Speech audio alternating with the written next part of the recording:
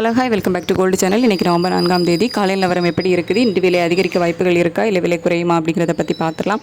நேற்று நைட்டு போட்ட வீடியோவில் நம்ம சொல்லியிருந்தோம் தங்கம் விலை வந்து சர்வதேச அளவில் அப் அண்ட் டவுன் மாறிக்கிட்டே தான் இருக்குது. நேற்று நைட்டு ஒரு 50 ரூபா விலை அதிகரிக்கிற மாதிரி இருக்குது அப்படின்னு சொல்லிட்டு இப்போ பார்த்திங்க அப்படின்னா விலை குறையிற மாதிரி தான் வந்து இருக்குது. அதாவது ஒரு 50 ரூபா விலை குறைய வாய்ப்புகள் தான் வந்து இப்போதைய நிலவரப்படி இருக்குது.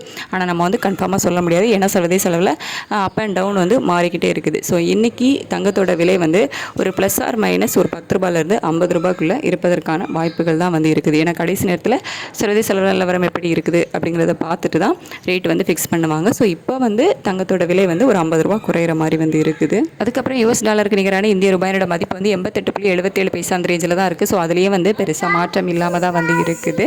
அதுக்கடுத்து வெள்ளியோட விலை சர்வதேச அளவில் குறைஞ்சு தான் வந்து காணப்படுது. இந்திய ரூபாயோட மதிப்புலையும் பெருசாக மாற்றம் இல்லை அப்படிங்கிறதுனால வெள்ளியோட விலை வந்து குறைவதற்கான வாய்ப்புகள் தான் வந்து இருக்குது. எவ்வளோ ரூபாய் வரைக்கும் வெள்ளியோட விலை குறையலாம் அப்படின்னா ஒரு ரூபாயிலிருந்து 3 ரூபாய் வரைக்குமே குறைவதற்கான வாய்ப்புகள் தான் வந்து இருக்குது. ஸோ தங்கத்தோட விலை வந்துட்டு ஒரு ப்ளஸ் ஆர் மைனஸ் 10 ரூபாயிலிருந்து 50 ரூபாய்க்குள்ளே இருப்பதற்கான வாய்ப்புகள் வந்து இருக்குது. இன்னும் 1 மணி நேரத்துக்கு மேலே டைம் இருக்குது, வெயிட் பண்ணி பார்க்கலாம். ரேட் எப்படி அப்டேட் பண்ணுறாங்க அப்படின்றத பார்த்துட்டு நான் உங்களுக்கு வீடியோவில் தெரியப்படுத்துகிறேன். Thank you so much.